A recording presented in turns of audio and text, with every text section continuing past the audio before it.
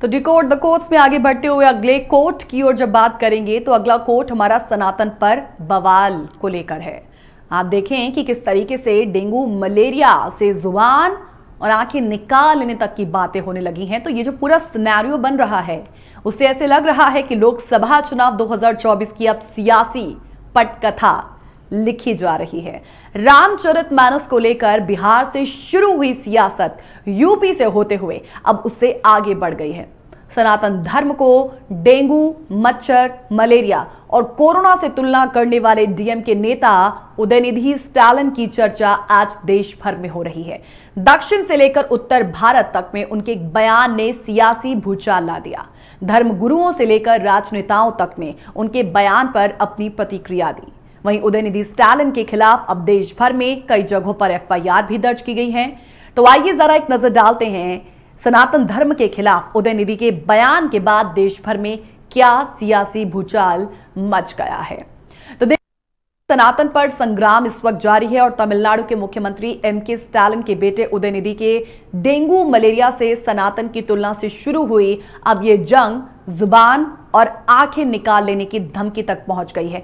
तो इस मामले पर सबसे पहले मैं आपको केंद्रीय मंत्री गजेंद्र शेखावत के उस बयान से रूबरू करवाती हूं जिन्होंने पलटवार करते हुए सनातन विरोधियों की जुबान खींच लेने और आंखें निकाल लेने की धमकी तक दे डाली है। हालांकि सिर्फ गजेंद्र सिंह शेखावत नहीं बल्कि तमाम मंत्रियों के अब दिए गए इस मामले पर, सनातन धर्म पर दिए गए बयानों से आपको रूबरू करवाएंगे और आप खुद देखेंगे कि 2024 आम चुनावों की जो कहानी है वो किस तरीके से शुरू की जा चुकी है। आप कह सकते हैं कि अब एक्शन भी शुरू हो चुका है। तो सबसे पहले नजर डालते हैं यहां पर उन तमाम बयानों पर।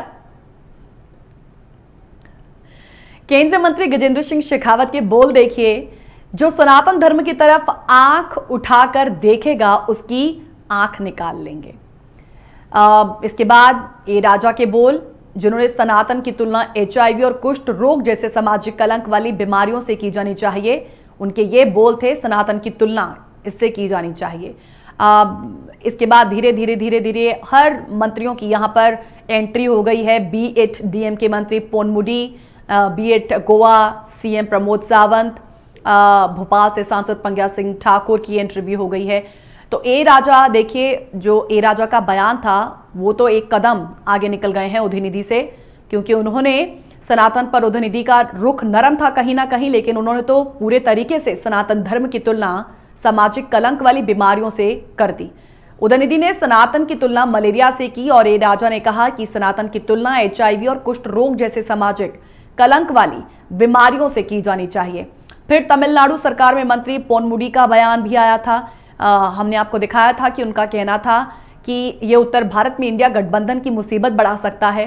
दरअसल पोनमुडी ने इंडिया गठबंधन को सनातन विरोधी बताते हुए कहा था कि इसका गठन ही समानता की स्थापना और माइनॉरिटीज की सुरक्षा, पुरुषों और महिलाओं के अधिकारों की रक्षा के लिए हुआ है।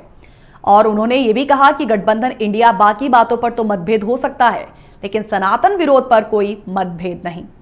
इसके बाद भोपाल से सांसद प्रज्ञा सिंह ठाकुर ने भी एंट्री कर ली और हमेशा ही वो कंट्रोवर्शियल स्टेटमेंट तो देती हैं। उन्होंने कहा कि सनातन को समाप्त करने की किसी की औकात नहीं।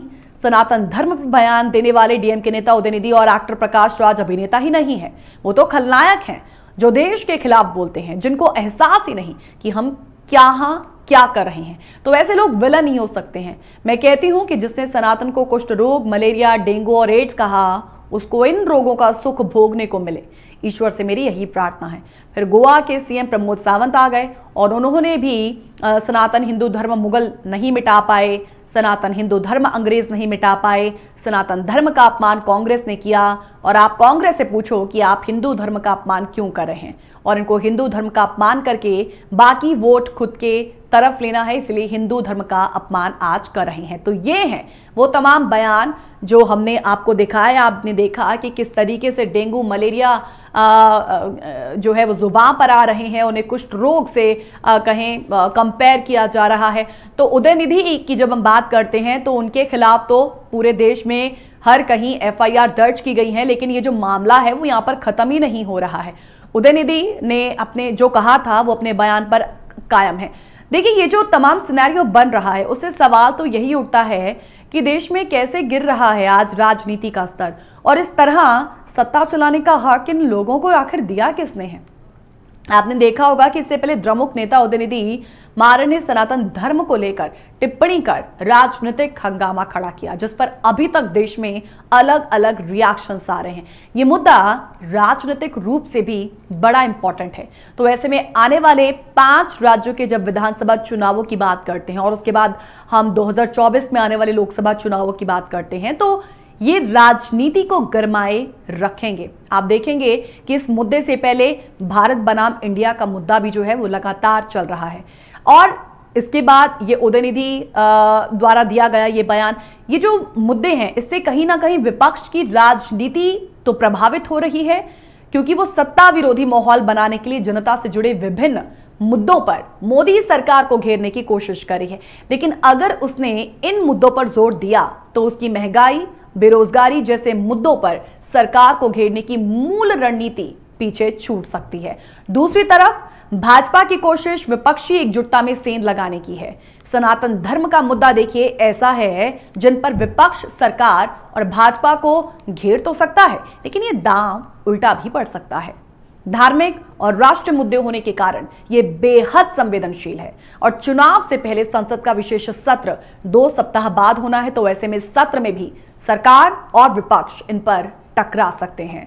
यहां पर एक और छोटे से ब्रेक के लिए रुकेंगे और ब्रेक के बाद चीन में गायब होते नेताओं की अब रक्षा मंत्री भी लापता हो गए हैं। इससे पहले विदेश मंत्री गायब हुए।